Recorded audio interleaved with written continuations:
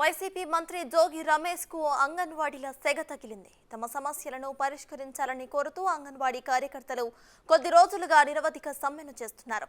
ఈ క్రమంలోనే తాజాగా ఎన్టీఆర్ జిల్లా ఇబ్రహీంపట్నంలోని మంత్రి జోగి రమేష్ ఇంటిని అంగన్వాడీ కార్యకర్తలు ముట్టడించారు.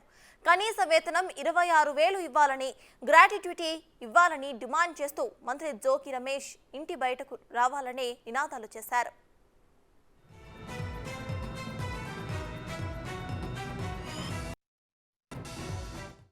దీంతో మంత్రి జోగి రమేష్ ఇంటి వద్ద పోలీసులు మోహరించి వారిని అదుపు చేశారు.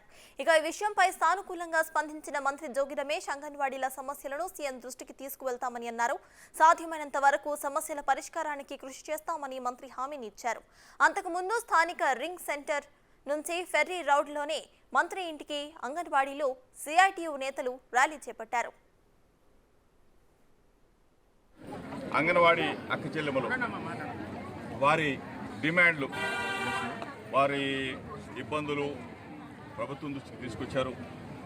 వివిధ రూపాల్లో వాళ్ళ సమస్యను ప్రభుత్వానికి అర్థమయ్యే విధంగా చెప్పారు. మీ అందరికీ కూడా తెలుసు, గౌరవ ముఖ్యమంత్రి జగన్మోహన్ రెడ్డి గారు ఏ విధంగా పేదల పట్ల మంచి మనసుతో ఉంటాడో, కరుణభావంతో ఉంటాడో మీ అందరికీ కూడా తెలుసు. ఈ పరిస్థితులన్నీ కూడా ముఖ్యమంత్రి గారి దృష్టికి తీసుకువెళ్తాం. ఆల్రెడీ తీసుకువెళ్ళాం.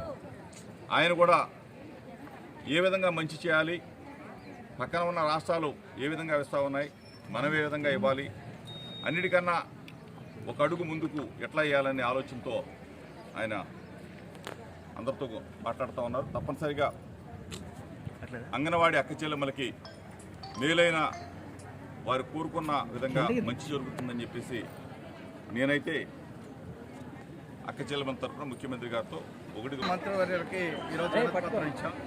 సానుకూలంగా స్పందించారు. ముఖ్యమంత్రి గారితో మాట్లాడుతున్నారు.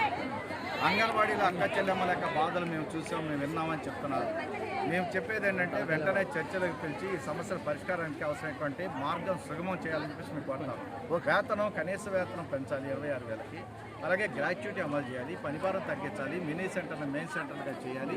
అదేవిధంగా ఐసీడీఎస్కి కేంద్రం బడ్జెట్ తగ్గించేస్తూ ఉంది. బడ్జెట్ పెంచేలాగా అవసరమైనటువంటి చర్యలు, ఒత్తిడి ప్రభుత్వం మీద తీసుకోవాల్సినటువంటి అవసరం ఉంది.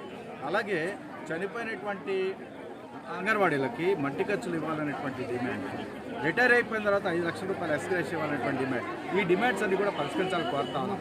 ఈరోజు దేశంలో 4వ స్థానంలో ఉండొచ్చు, కానీ 300% ధరలు పెరిగాయి. కరెంట్ ఛార్జీలు 5 సార్లు పెరిగాయి. 5 రకాల ఛార్జీలు పెరిగినటువంటి పరిస్థితి ఉంది. అసలు వాడేటువంటి కరెంటు కన్నా కొసరైనటువంటి అదనంగా కట్టాల్సిన పరిస్థితి వస్తుంది. చెత్త మీద పన్ను, ఇట్లా రకరకాల పన్నులు ఉన్నాయి. అందుకని ఈ నేపథ్యంలో పెరుగుతున్న ధరల కారణంగా సుప్రీంకోర్టు గైడ్లైన్స్ ప్రకారం వీళ్ళు వేతనాలు పెంచాలని అడుగుతున్నాం. అలాగే గ్రాట్యుటీ కర్ణాటకలో అమలవుతుంది, గుజరాత్లో అమలవుతున్నటువంటి పరిస్థితి. ఇతర రాష్ట్రాలు కూడా అంగీకరించి పక్కన ఉన్న తెలంగాణ అమలు చేస్తానని అంగీకరించింది మొన్న 23 రోజుల పాటు రాష్ట్రంలో అంగన్వాడీల సమ్మె ఫలితంగా. అందుకని ఈ ప్రభుత్వం కూడా వెంటనే చర్చలు పిలవాల్సినటువంటి అవసరం ఉంది. సానుకూలంగా స్పందించాలని కోరుతాను. అలాగే మంత్రి గారు మేము ముఖ్యమంత్రి గారితో మాట్లాడి సమస్య పరిష్కారం చేస్తాం, న్యాయం చేస్తామని చెప్పినందుకు వారికి ధన్యవాదాలు.